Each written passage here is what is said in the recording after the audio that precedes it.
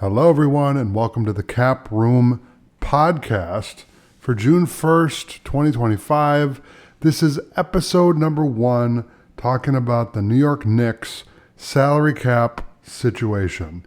The Knicks are fresh off of their conference finals lost against the Indiana Pacers last night.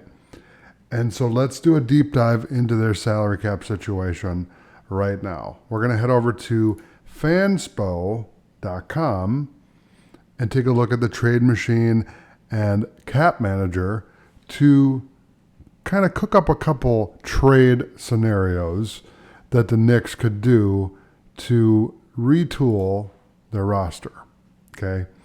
So first, let's look at their payroll and do just kind of a little bit of an analysis on what their current payroll is, what the first apron is, what the second apron is, and what are the restrictions if they go over that second apron compared to the first apron. Okay.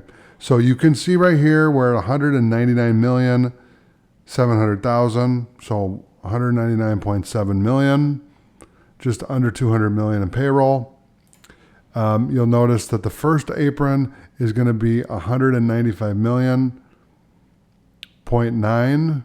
and we are $365,000 over the first apron.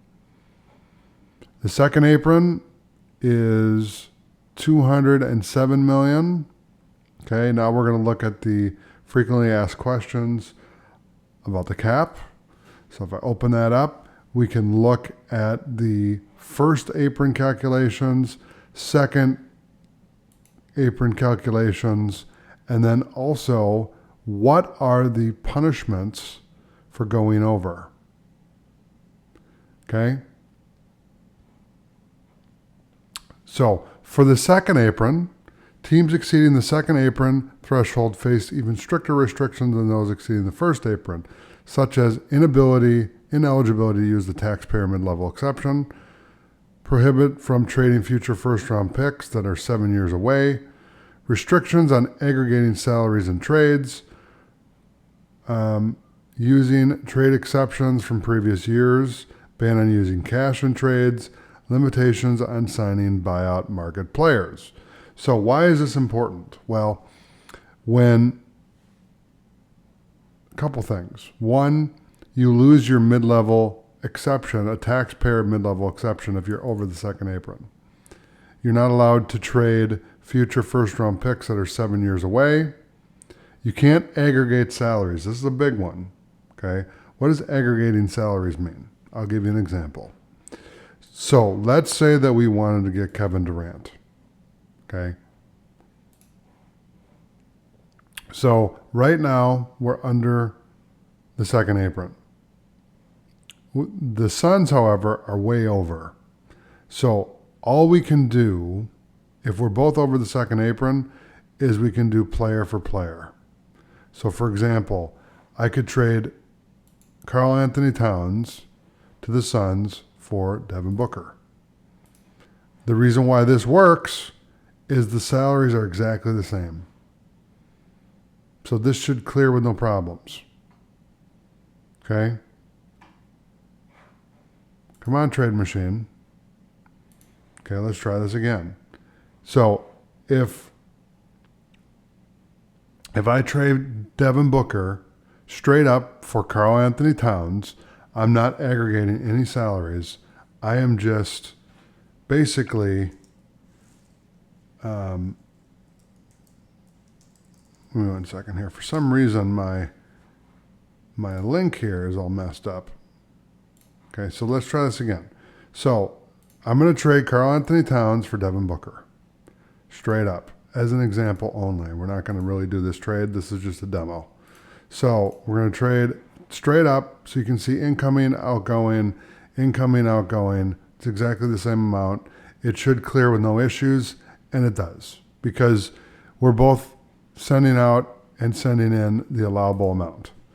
Okay? So that's one example of, that's not aggregating salaries, that's just, it is what it is. Now, here's another thing.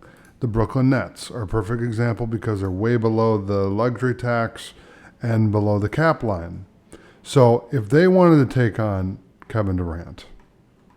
Let's say he wants to go back to Brooklyn. I'm not saying he's going to do that, but for this example, I can aggregate salaries. And actually, I think we can just take them. Okay, no. I have to cut $54 million from my team. So I have to send back 2 players, and that's $45 million. So I need a little bit more. And that's $51 million. Okay. Okay, that's successful. So we are under the allowable amount by 10 million and by 5 million. So this is aggregating salaries. So we combined 25, 23, and 2, which is 50 million-ish, 51.6 to be exact. And this salary is 54.7. So we're within the range that's allowable because we can take on less salary because we're under the first apron. If you're over the first apron, those restrictions go away. You cannot do that. And if you're the second apron team, you can't really do anything. Okay, now let's get to the real trades. So let's look at their payroll. And let's try to get the Knicks a championship. Okay, so the question is, how do we get the Knicks a championship, right? So if I look at their payroll, we got Karl Anthony Towns, OG Anunoby, Jalen Brunson, Mikal Bridges, Josh Hart, Mitchell Robinson. Okay, that's our core 6 players. So those are our key players. Now let's say we want to shake it up a little bit, and we want to go get Kevin Durant. Now, we're over the first apron, but not over the second apron. If we get to the second apron, we can't aggregate salaries. So I need the Brooklyn Nets, for example, so that they can take on some salary for us because we need to clear our books a little bit to get under the first apron.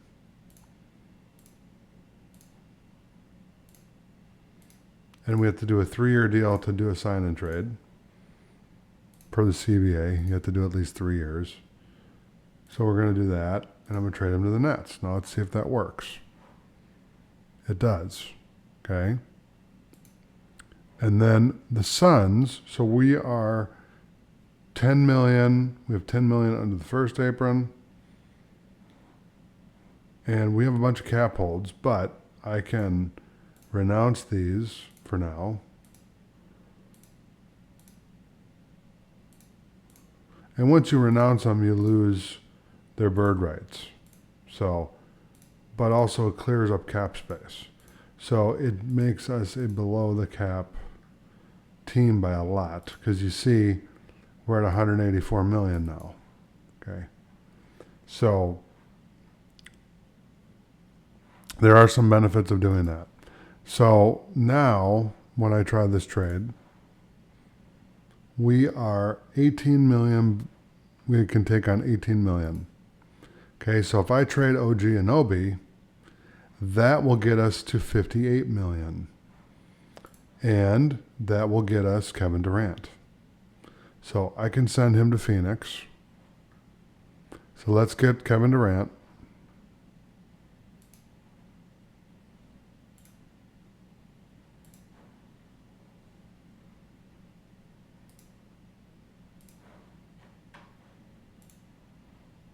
Boom, there it is. So we got KD, and all we had to do is give up OG Anunoby and all of the bench players, basically. Now we still have 6 players: KD, Karl Anthony Towns, Jalen Brunson, Mikal Bridges, Josh Hart, and Mitchell Robinson. If they really wanted to, they could trade for Devin Booker, for Karl Anthony Towns straight up.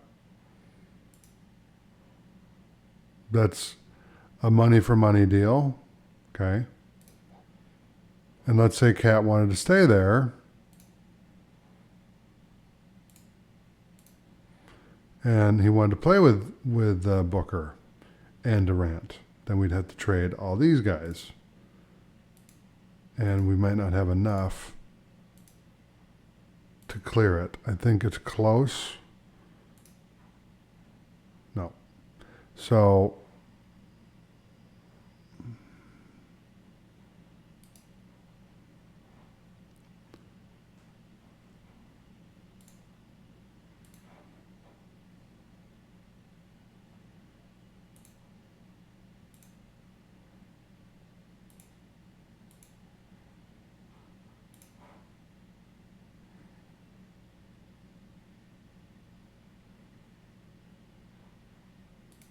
I have to clear $4 million off of their books.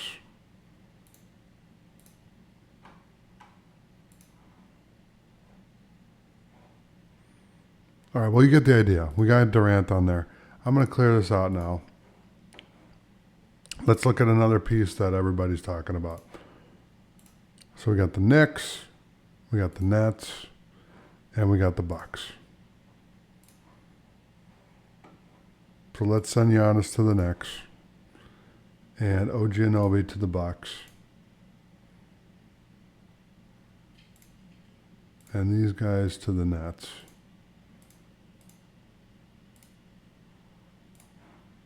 And I'll give him a 3-year contract. Okay, and then I'm going to go up and I'm going to hit try the trade. It failed, but that's all right because we're $5 million under. I can send $5 million to the Bucks.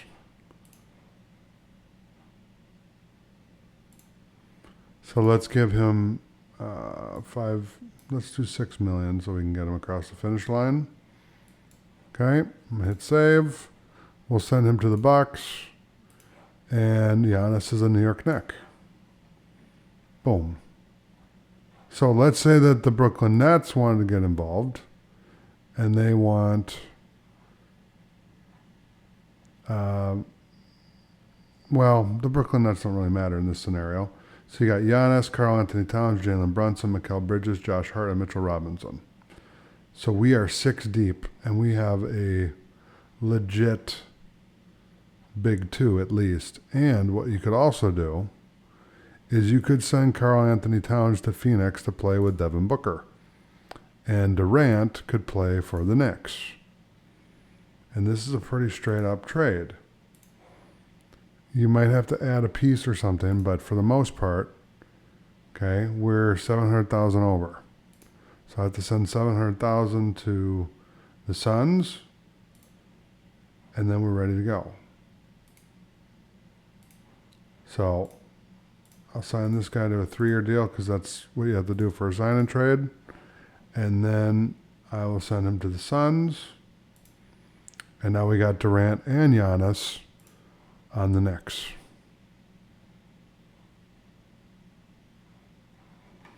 That is a championship move.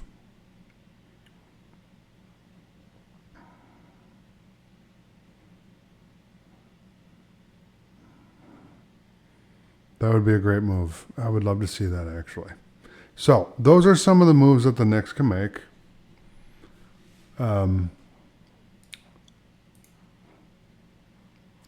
If they want to run it back the way that it is, that's obviously a viable option. One thing that they could do is this. They could, and this will be kind of the last thing, but they could re-sign Mikal Bridges and Mitchell Robinson. So let's do that. I'm going to give him a 2-year contract extension because I want him to line up with all the other guys on the team. So Mitchell Robinson will get a 2-year extension. And this is so the books are clean, so it's easy to manage, and also we can see exactly what we have. Okay? So our big 6 here are all under contract for at least 2 years, and a couple of them have player options, and 2 of them have player options in the 4th year. Okay? So they have a lot of options that they can do. One thing that I wouldn't do if I'm the Knicks, I would not fire the coach. I would keep the coach. He's doing a great job. There's no reason to get rid of him. So there you go. That is the New York Knicks. And they have a lot of options. They have a lot of good options to pick from to really figure out if that's what they want to do. So, my friends, that is the Cap Room podcast. And we are pretty much done now with the Cap Room podcast. And the thing that I'll tell you is, if you enjoyed the content, be sure to subscribe to the channel, hit the notification bell so you can update anytime we upload new content. Thank you so much for joining me on the Cap Room podcast. Take care, and I'll talk to you next time.